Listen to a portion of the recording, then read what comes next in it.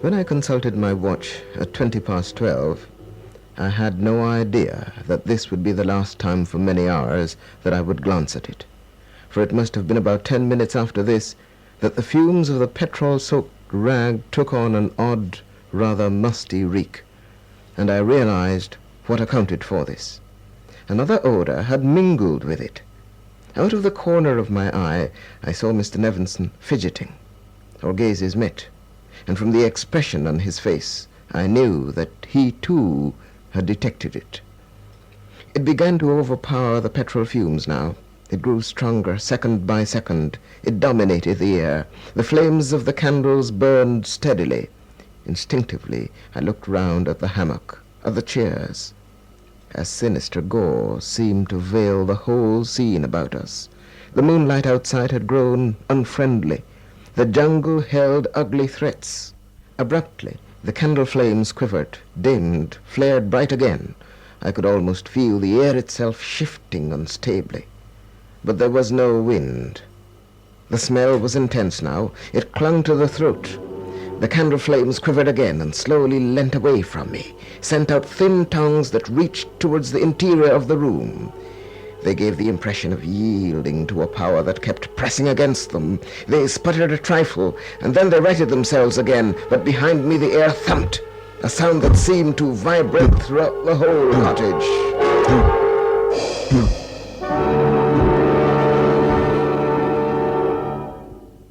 We had come to an unforgettable part of the story of my bones and my flute.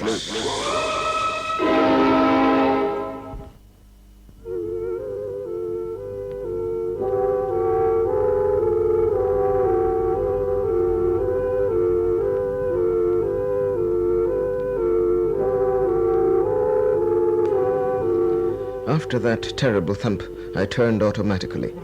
But as on the night before, there was nothing visible. I rushed to the hammock to get my electric torch, which I had left there when we first came out on the veranda. I had hardly clicked it on, however, when Mr. Nevinson pressed the switch on the wall in the vicinity of the window at which he was on guard, and the veranda became whitened with the glare of a 60-watt bulb. The light, however, did not help the situation. The candle flames were straining into the room again, putting out tongues.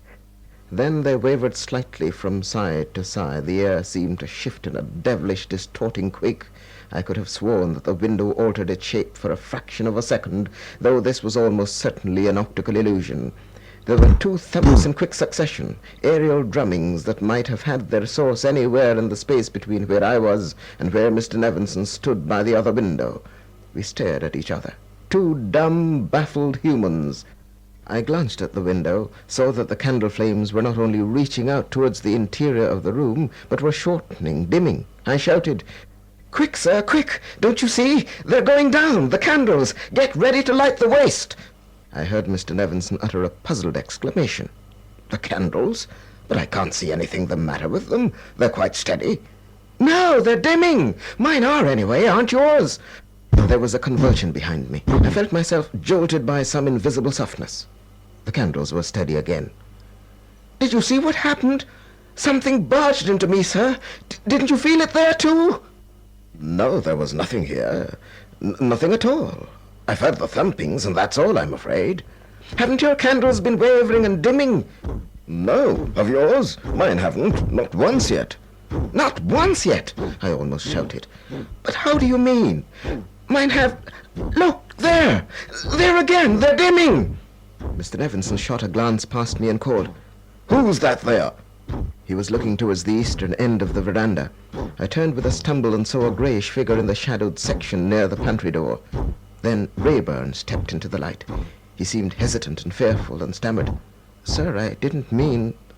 Sir, I hear some noises and it waked me, and I come to see what's wrong." "Very well, stay," I told him. "Don't go back to bed yet. It's happening, Rayburn. It's happening."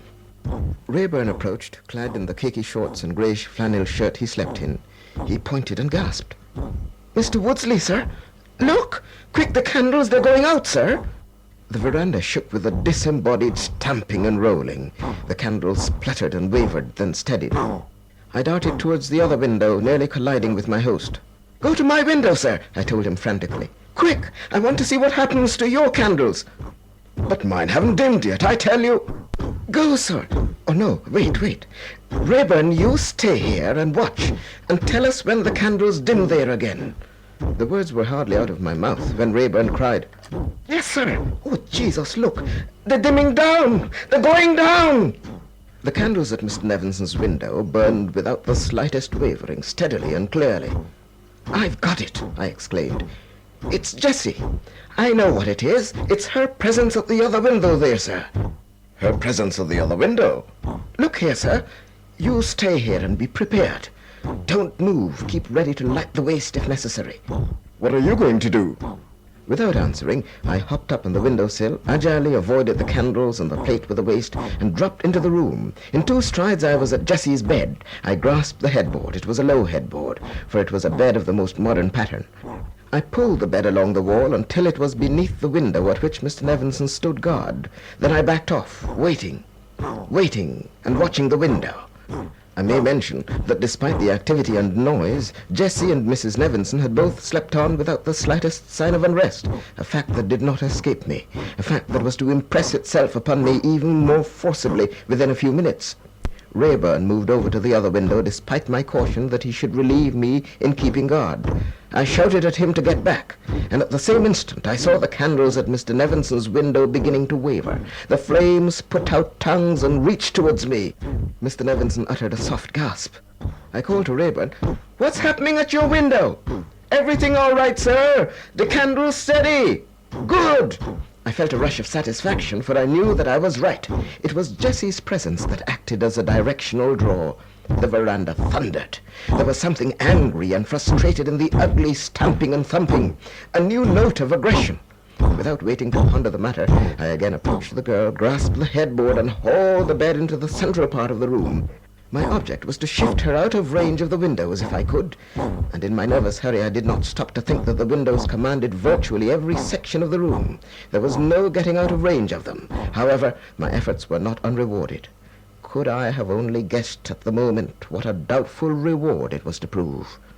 The noises on the veranda stopped, and I heard sounds of satisfaction and approval from Mr. Nevenson and Rayburn. That's it, young man. I believe you've balked them. Push the bed farther in, sir, Rayburn advised. What of the candles? I called, beginning to perspire from my exertions.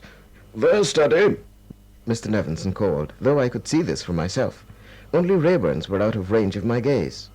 Rayburn called that his too was steady. Everything was all right. I began to look about the room. I had hauled the bed to within 4 feet of the door that gave into the sitting room, and incidentally, almost alongside the one in which Mrs. Nevenson lay asleep. I stood between Jessie and the window, and I wondered whether this circumstance might not also have accounted for the cessation of activities on the part of the influence outside. We waited silently on the watch for what was to happen now. Perhaps 2 minutes must have elapsed, and still the candles were steady. Still there was no sign of any disturbance in the veranda.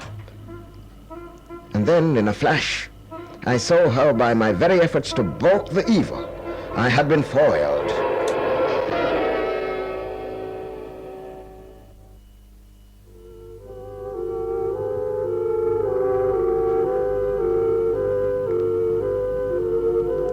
Yes, I had been foiled. Happening to glance towards the door in the course of my furtive vigil, I saw, curling into the room along the floor, under the bottom of the door, a thin, dirty, greyish-brown wisp. It suddenly billowed up in a wriggling hump and began to squirm its way towards Mrs. Nevenson's bed. I heard Rayburn shout, "Oh, Jesus God, look! Look what's happening!" It was too late. The thing had vanished into the gloom under Mrs. Nevenson's bed, and at once Mrs. Nevenson began to stir and sigh in her sleep. With a groan, I realized that I had been a fool to shift the bed so near to the door. Even though the door had been shut and locked, there was no flame before it to act as protection. And this was the result.